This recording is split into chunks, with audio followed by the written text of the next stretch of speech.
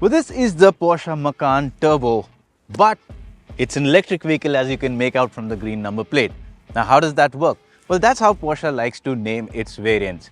And so turbo doesn't necessarily mean the vehicle has to have a turbocharger. It just denotes that it's the highest performance variant in the chain. But as an EV, we need to find out whether it is truly a Porsche in terms of driving experience or not. Let's find out.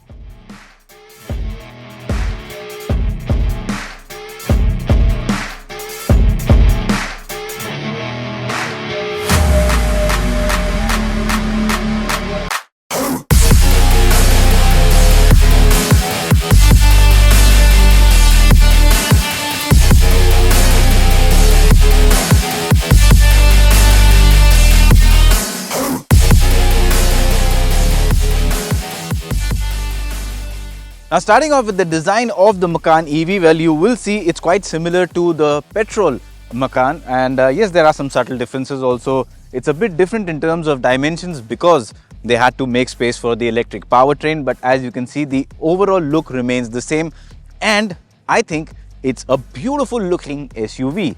It's got proper muscular bulges on the hood. It's got these sleek headlamps with a very handsome looking LED pattern. Also, a sharp crease up front, and then you can see the aggressive lower part of the bumper.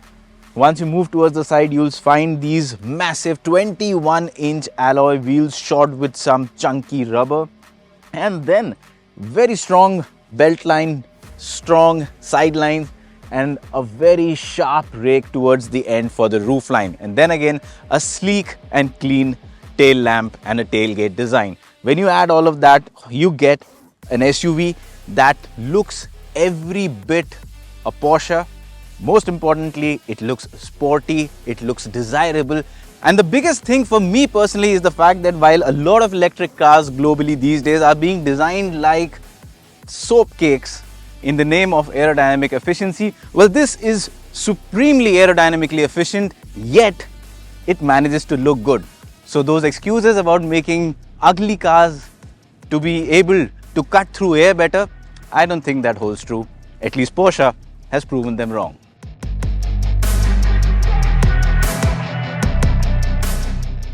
And once you get inside the cabin of the Macan EV, well, you are instantly greeted to a very nice premium layout. The entire soft touch material used here in the top and the lower parts of the dashboard feels premium, and the color selection gives the cabin a nice sporty look. In addition, you have a 10.9-inch color touchscreen.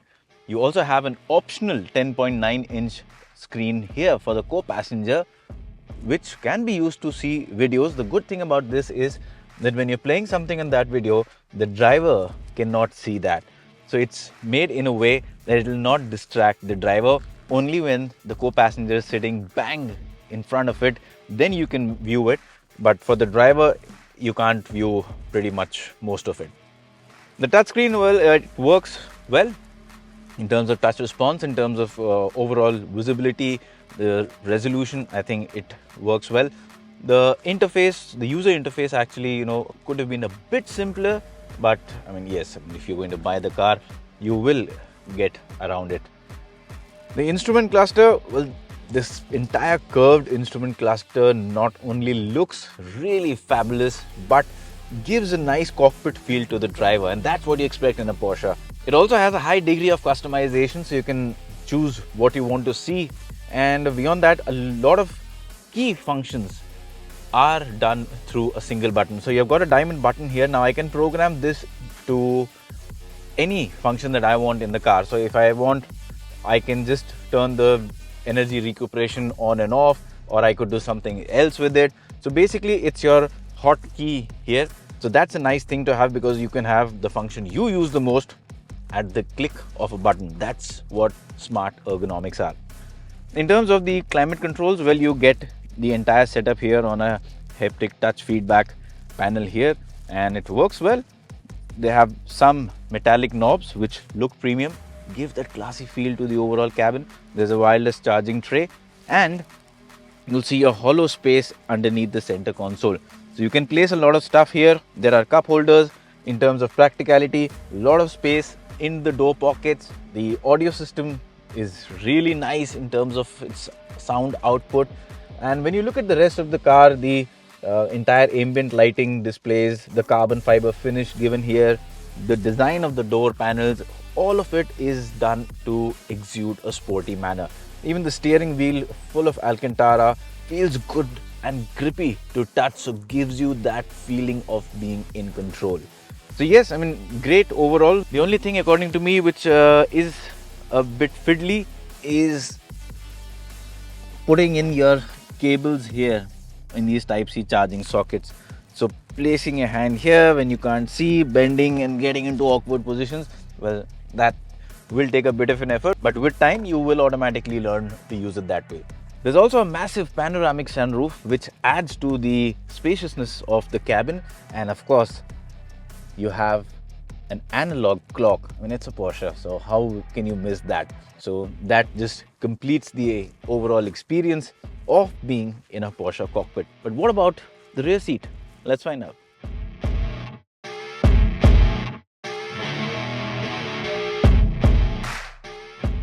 Now, when you're not in those brilliant front seats trying to push the car harder, well, you're at the back. And although it's a Porsche, but it's an SUV, so people would expect some certain level of comfort and space. Now, with the driving seat adjusted to my driving preference, I'm 5 feet 8 inches for reference. You can see I can easily slide my feet underneath the driver's seat, and I've got a good amount of knee room. In terms of headroom, well, it's decent, I would say, but if you're taller than say about 5 feet 10 inches, it will be an issue. Keep in mind you're buying a sports performance SUV, and it's got a very sharp rake towards the back. So yes, that's a bit of a compromise, but still I would say it's decent. The seat itself is quite comfortable in terms of under thigh support, very nice. Side cushioning, good. Shoulder support is nice. You have got climate controls at the back along with two Type-C charging sockets, but keep in mind this entire panel is protruding quite a bit, and despite it being an EV and an almost flat floor, getting a third passenger here is going to be a bit of a squeeze. But for 4 passengers, I think the cabin is really comfortable. You also have a nice cushion armrest with cup holders. So yes, overall from a cabin perspective, I think it is spacious, it is comfortable, it has a good set of features. Yes, it does not have the fancy tech that some other cars at this price segment have, but then again, you don't buy a Porsche for fancy stuff. I mean, this does not have soft closing doors. It's fine. Would you not buy a Porsche for not having soft closing doors? I bet not. Alright, now let's get to the most important part of this video, which is of course the performance. Now let's get the numbers out of the way first. In terms of battery pack, it's got a 100 kilowatt hour lithium ion battery. 95 kilowatt hours out of that is usable, and that's plenty in terms of size. In terms of drive, well, it gets all-wheel drive because it's got electric motors both on the front as well as the rear axle. And in terms of power, well, it gets 576 horsepower, but with the overboost function, you can push it right up to 630 for a few seconds. Torque goes up to a maximum of more than 1100 Newton meters. So yes, on paper, the Macan EV Turbo is mighty powerful. It's in the supercar territory when you talk about power numbers. But does it translate to supercar-like performance on the road? Because at the end of the day, it's an EV, so it's got to be heavy, and it is. It's in the region of about 2.5 tons. So from a standstill, well, it is going to shove you back into the seats. It's going to pin you to the backrest of your seat. That is the way it accelerates. And even when you want to do some rolling acceleration runs, it is mighty quick. Well, if you have got friends and family members who are used to sitting in sports cars, get them into the passenger seat and, well, just let the car fly. It's going to scare the wits out of them. It's that fast. And that means, well, it will get to high triple-digit speeds without any problem at all. In fact, in a snap, even before you realize and you look at the odo, you'll be surprised that you're going that fast.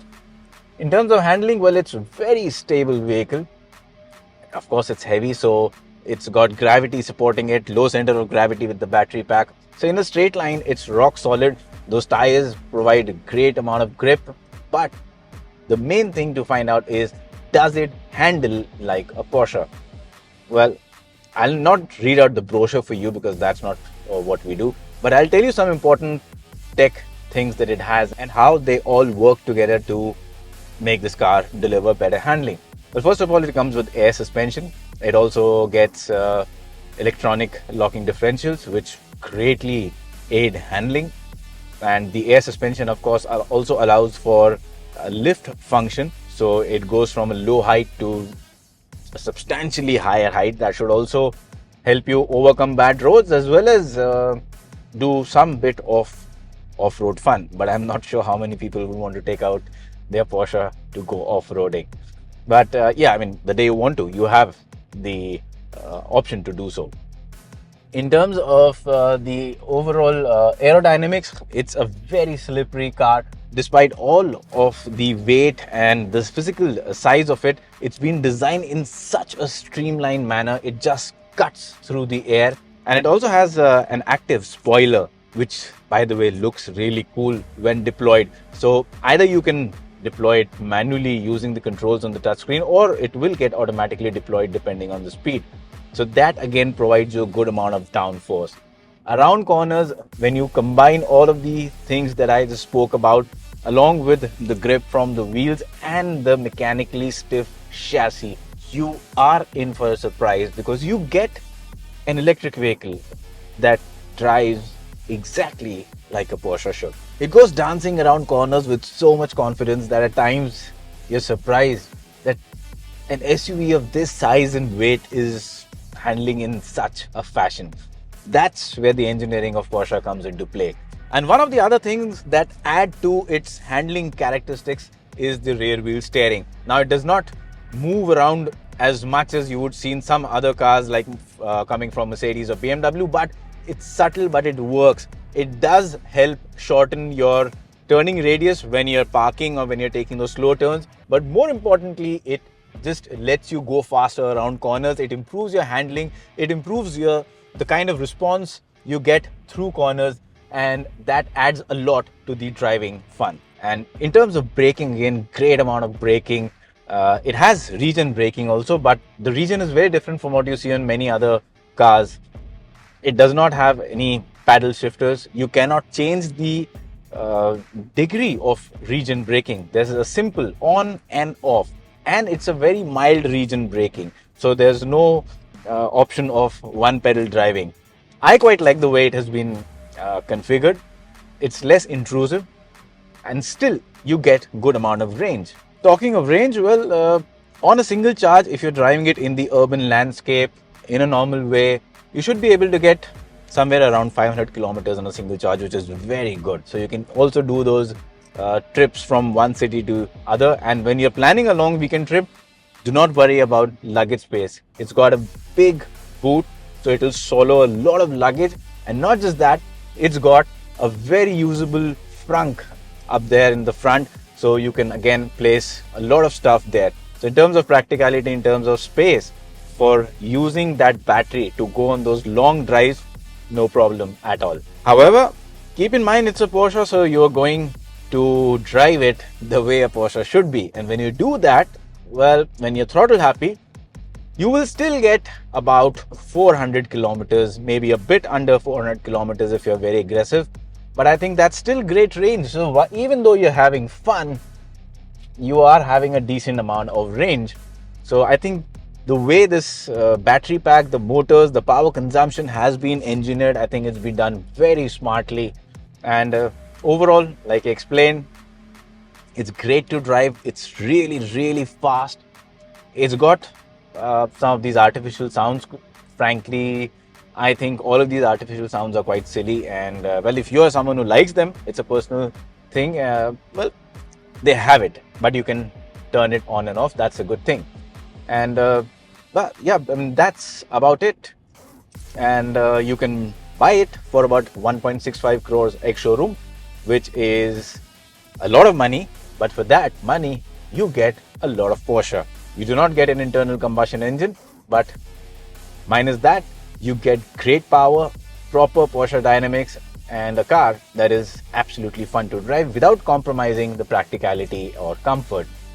And one really standout thing for me, like I said earlier, is the fact that in an age where EVs are getting uglier and really quirky day by day to look at, all in the name of aerodynamic efficiency, well, this one manages to be aerodynamically efficient, but it is so desirable and cool to look at. And hence, I'll end the video by saying that while EVs are not as desirable as petrol vehicles, but if you are out there in the market looking for a premium sporty EV for whatever reasons, well, I don't think anyone makes them more desirable than Porsche does.